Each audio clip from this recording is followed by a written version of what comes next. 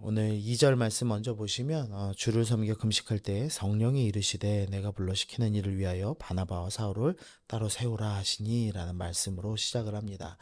성령께서 먼저 이 바나바와 사울을 따로 세우라고 말씀하고 계신 것을 먼저 기억해야 됩니다.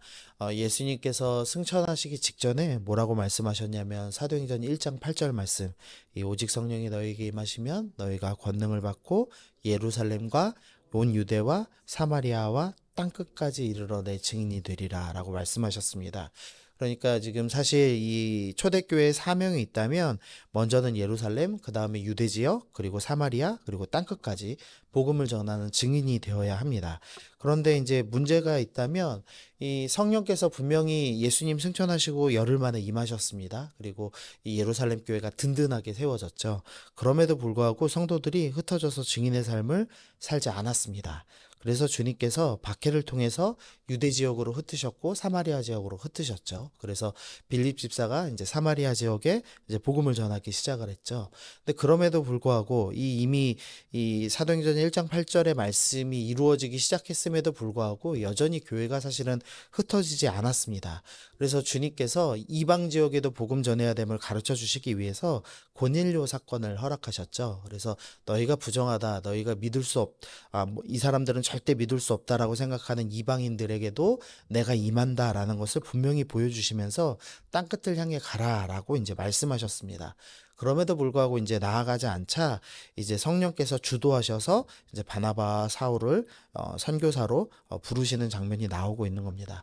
그러니까 하나님 나라 확장 그리고 교회의 확장에 가장 크게 열망하시는 분이 누구인가에 대해서 바로 하나님이 가장 열망하시고 하나님이 모든 사역을 주도하고 계시다라는 것을 드러내고 있습니다.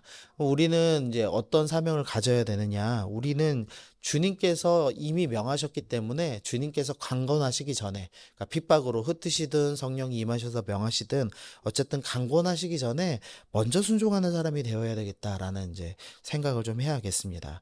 우리가 자꾸 주님께서 억지로 끌고 가실 때 끌려가는 일을 많이 하는데 끌려가는 사람이 아니라 즉시로 먼저 순종하는 성도 또 그런 교회 되기를 먼저 소망하며 나아가기를 소원합니다. 두 번째로 생각해 볼 거는요. 이 리더들 명단입니다. 이 안디옥 교회 1절 보시면 안디옥 교회에 선지자와 교사들이 있는데 바나바가 있고요. 그다음에 니게르라는 시므온, 구레네 사람 루기오, 분봉왕, 헤롯의 젖동생 마나엔, 사울이라는 5명의 이제 리더가 있습니다. 좀 자세히 살펴보면 바나바는 먼저 구브로 출신이라고 합니다. 이제 구브로는 키프로스 섬이라는 이제 지중해 중앙에 있는 섬인데요. 이 수출하는 이제 일을 주로 합니다. 무역하는 사람들이 돈이 많죠, 보통. 그래서 이 바나바의 친척이 있는데 그게 누구냐면 마가 요한이 나오죠. 마가 요한이 조카로 나오니까 마가 요한의 어머니가 바로 이제 아마 그 사촌이나 뭐 이렇게 누나나 요 정도 되는 것 같습니다. 근데 이 마가의 집이 어느 정도 부자냐면 예루살렘의 성전에 걸어갈 수 있는 집이 있습니다.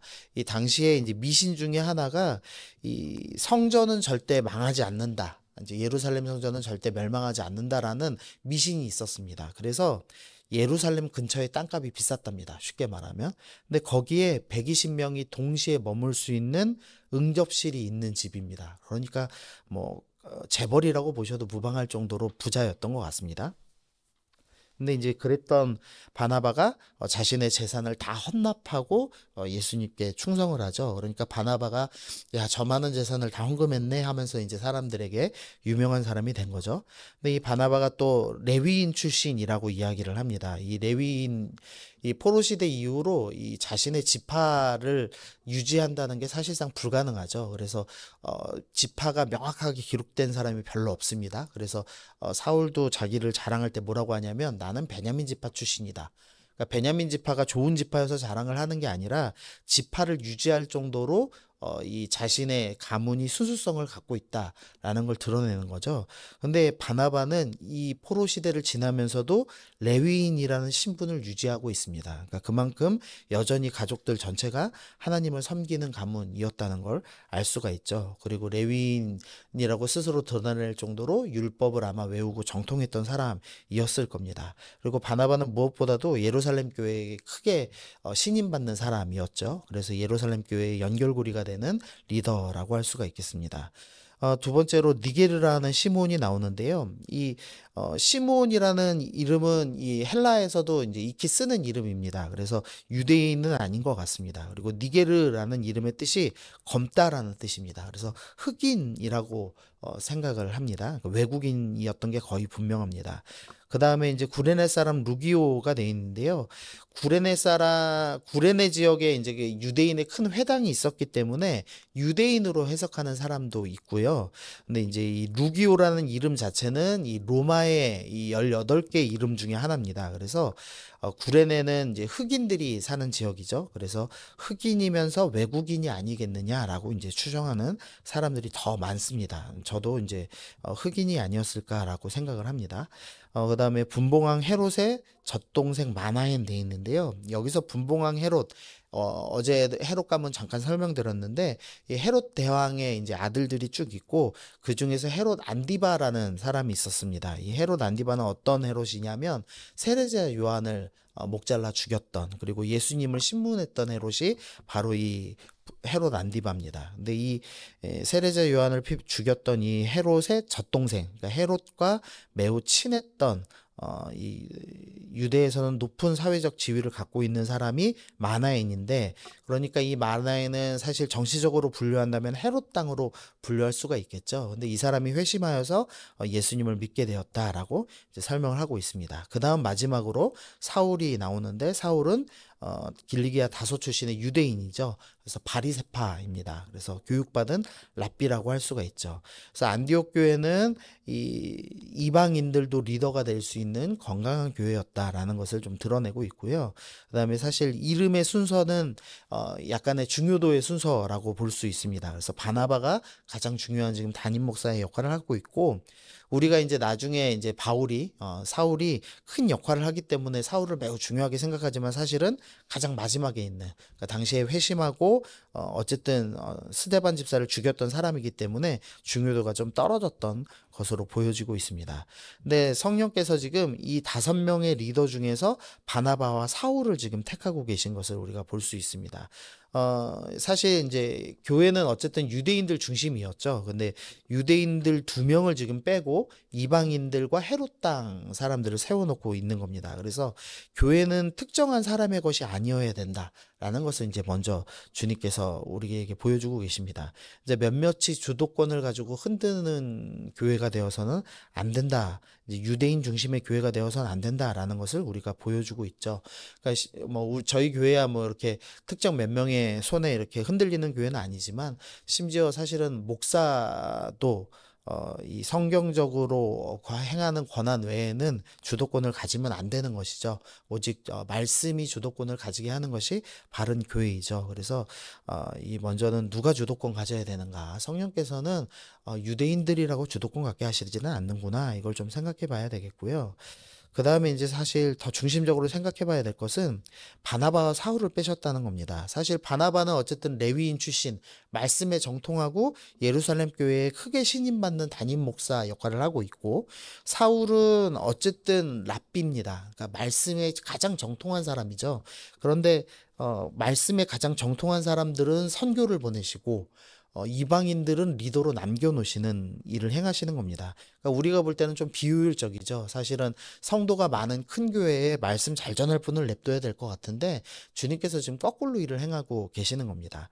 그럼 이렇게 비효율적으로 보이는 일을 주님께서 명하시면 우리는 어떻게 해야 되는가?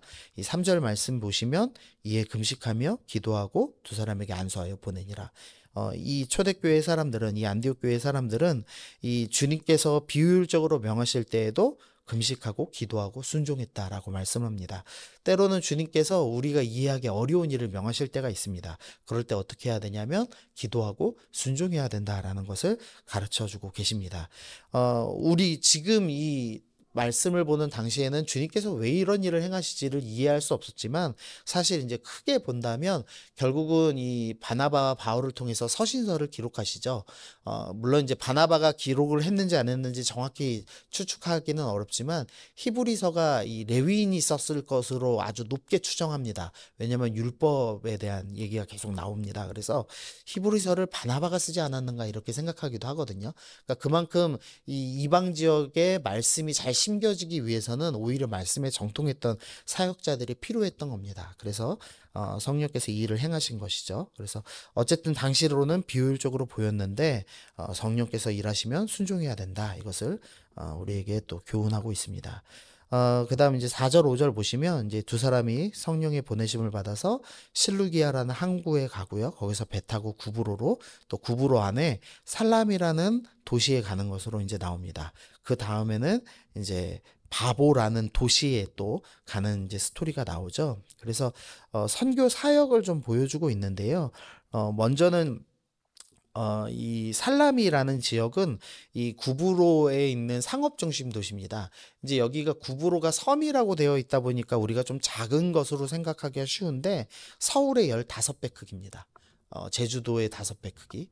그러니까 뭐 웬만한 그냥 대륙 그 뭐 경상도 아마 이 정도 되는 것 같습니다. 매우 큰 섬입니다. 그래서 상업 중심 도시가 따로 있고 이제 수도가 따로 있는데, 상업 중심 도시는 지금 살람이라는 도시고, 그다음에 수도 역할하는 곳, 총독이 사는 곳이 바보라는 도시입니다. 그래서 이 사도들이, 이 선교사들이 어떻게 사역을 했냐면, 먼저는 대도시에 사역을 했고요. 대도시에 가서 5절 보시면, 중간에 보시면 하나님의 말씀을 유대인의 여러 회당에 전했다라고 되어 있죠. 그래서 회당에서 말씀을 전했습니다. 회당은 유대인들이 많은 곳이죠. 우리가 보통 선교를 생각하면 맨 땅에 헤딩한다 이렇게 생각하기 쉬운데, 먼저는 사람이 많은 곳에, 대도시에, 그리고 그 다음에는 내가 복음 전하기 쉬운 나의 동족이 있는 곳에 먼저 복음을 전했습니다. 그래서 선교의 전략은 먼저는 이웃에게 전하는 거구나, 이걸 좀 살펴볼 수가 있죠. 9절 말씀 보시면 바울이라고도 하는 사울이 성령이 충만하여 그를 주목했다라고 돼 있는데, 이제부터 이제 사울의 이름이 바울로 표시가 됩니다. 우리가 보통 사울이 바울 됐다라는 것에 대해서 자꾸 이렇게 이름을 바꿔주셨다. 그러니까 아브라함이 된 것처럼 주님께서는 이 성령 충만한 사람들, 주님의 사람들이 이름을 바꿔주신다. 뭐 이런 식의 생각을 자꾸 하는데요. 그런 거 아니고 그냥 헬라식으로 이름을 부르는 겁니다. 그러니까 외국 사람이 부르기 쉬운 이름으로 바울이라는 이름 쓴 겁니다. 그래서 신비적으로 보실 필요는 전혀 없습니다. 그 다음에 이제 서기오 바울 이제 회심하는 이제 스토리가 나오는데, 7절 말씀 보시면, 그 8절 말씀 보시면은요, 이 마술사 엘루마라고 해서 이 바예수라 하는 이 마술사가 나옵니다. 이 바라는 이름은 누구의 아들이다라는 뜻이고요.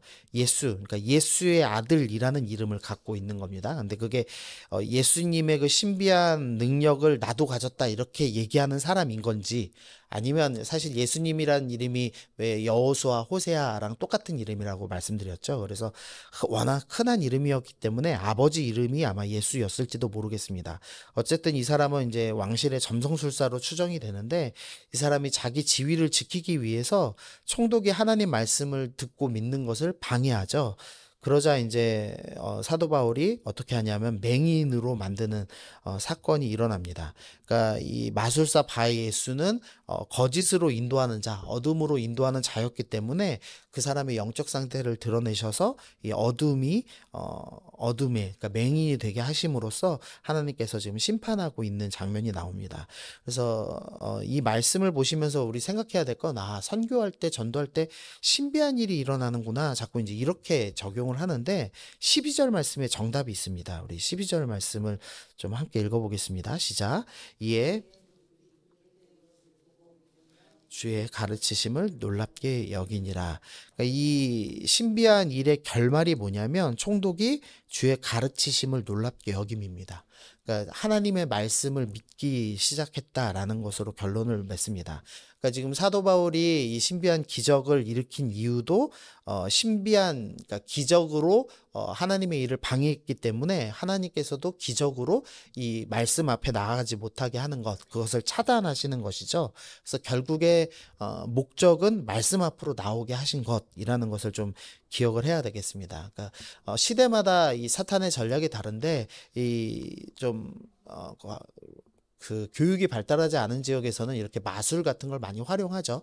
그래서 인도네시아나 뭐 이런 지역은 여전히 이제 마술사들 존재합니다. 그래서 그런 지역에서는 선교사님들 기도를 통해서 신비한 일을 통해서 성도들이 말씀 앞에 나아가게 하고, 저희처럼 이제 좀 선진화된 지역 가운데서는 이 신비한 것보다는 이 무신론이나 돈, 물질주의를 가지고 많이 사탄이 전략을 꾸미죠. 그래서 우리가 그런 걸로 차단될 때는 또 그것들의 악한 영향력을 끊음으로써 우리가 사람들을 주님의 말씀 앞으로 이끌어야 하죠. 그래서 핵심은 말씀 앞으로 나오는 것이다. 그래서 진정한 신비는 악한 영이 떠나는 것, 뭐 심판받아 맹인이 되는 것, 이것이 아니라 결국은 사람들이 말씀 앞에 나오는 것이 진짜 기적이구나라는 것을 좀 기억하시면서 주님, 내가 복음 전파하면서 내 주변에 있는 이웃들이 하나님 말씀 앞에 나오는 일에 내가 쓰임받게 하여 주옵소서. 우리 이렇게 기도하시면서 나아가야겠습니다. 그래서 좀 정리를 하면은 결국 이제 주님께서 가장 갈망하고 계시다라는 것을 좀 기억하시면서 주님이 강권하시기 전에 내가 먼저 증인으로서 순종하길 소원합니다. 우리 교회가 주님께서 말씀하시기도 전에 먼저 순종하는 즉시로 순종하는 그런 교회 되게 하여 주옵소서. 우리 그렇게 기도하시면 좋겠고요. 두 번째로는 때로는 비효율적으로 보이는 이 성령의 인도에도 기도하고 순종하는 사람 되기를 소원합니다. 우리 그렇게 기도하시면 좋겠고, 세 번째로 진정한 신비는 하나님 말씀 앞으로 나오는 것, 결말은 하나님 앞에 말씀 앞에 나오게 돼야 되는 것임을 기억하면서 내가 먼저 말씀 앞에 나아가겠습니다. 그리고 내가 전도하는 사람들, 우리가 복음 전파하는 그 사람들이 주님의 말씀 앞으로 나와서 주님을 믿는 놀라운 은혜를 허락하여 주옵소서. 우리 그렇게 오늘 기도하시면서 오늘 나아가겠습니다.